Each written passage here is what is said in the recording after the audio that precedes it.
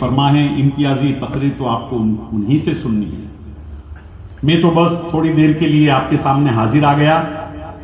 میری خود کی بھی خواہش یہ ہے کہ میں حضرت کا بیان سنوں، میری خود کی بھی خواہش ہے، کیونکہ ہندوستان کی سرزمین پر ایسے بہت کم خطیب بچے ہیں جس کی باتوں کو سن کر کے لوگوں میں عمل کرنے کا جذبہ پیدا ہوتا ہے۔ سبحان اللہ، بے شک بے شک، سبحان اللہ۔ بہت کم بچے ہیں، لیکن جو کم بچے ہیں انہی میں سے ایک حضرت بھی ہے کہ جن کی تقریروں کو سن کر کے آج نوجوانوں میں انقلاب پیدا ہو گیا ہے۔ جو بے نمازی تھے وہ نمازی بن گئے ہیں، جو شرابی تھے انہوں نے شراب کو چھوڑ دیا ہے، جو جواری تھے انہوں نے جوئے کو چھوڑ دیا ہے۔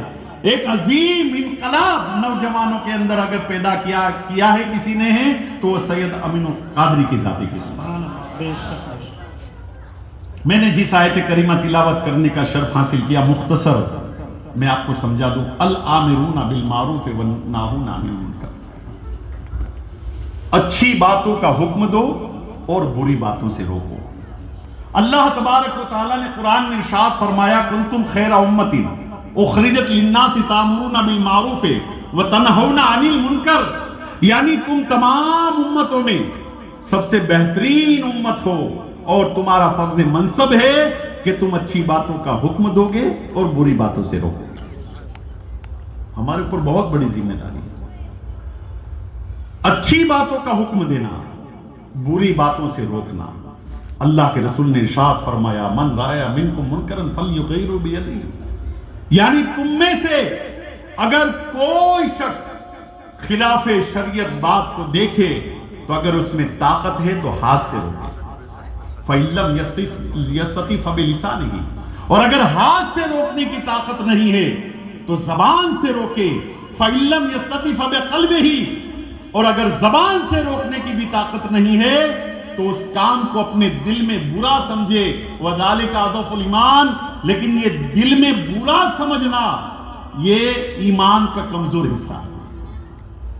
لہذا اگر کسی کے پاس پاور ہے، کسی کے پاس طاقت ہے تو اس کی ذمہ داری ہے کہ ہمارے معاشرے میں، ہمارے سماج میں اگر ہم کسی کو برائی کرتا دیکھیں، کسی کو شراب پیتا دیکھیں، کسی کو جوا کھیلتا دیکھیں، کسی کو زنا کرتا دیکھیں، کسی کو خرافات کرتا دیکھیں تو اس کی طاقت ہے تو اگر اس کو ہاتھ سے روکا جائے اس کو، اور اگر ہاتھ سے روکنے کی طاقت نہیں تو زبان سے اس کو روکے۔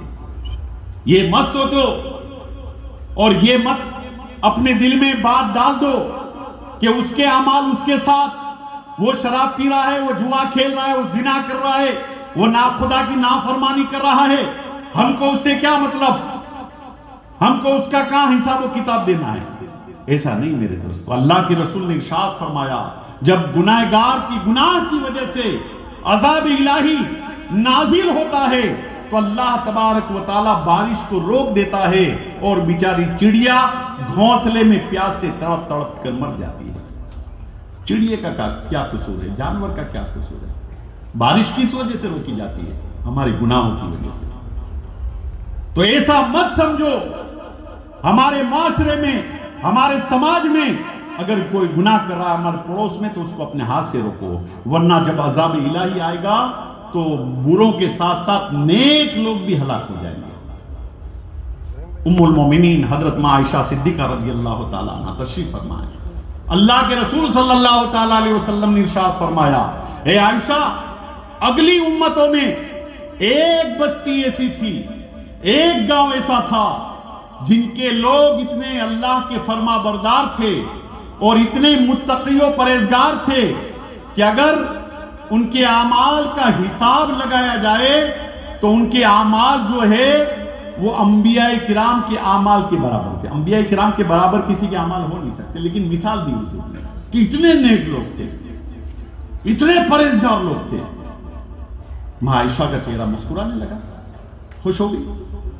تھوڑی دیر کے بعد اللہ کے رسول نے ارشاد فرمایا کہ اسی بستی میں عذاب الہی آیا اور وہ سب کے سب ہلاک ہو گئے، برباد ہو گئے۔ ماں عائشہ نے عرض کی یا رسول اللہ، اتنے نیک لوگ، اتنے فرما بردار لوگ، اتنے پرہیزگار لوگ، پھر ان کے اوپر عذاب الہی کیوں آیا؟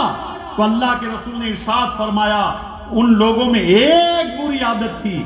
کیا بری عادت تھی؟ یہ اللہ کے رسول کہا ان میں ایک بری عادت یہ تھی کہ جب کسی کو گناہ کرتے دیکھتے تھے تو روکتے نہیں تھے.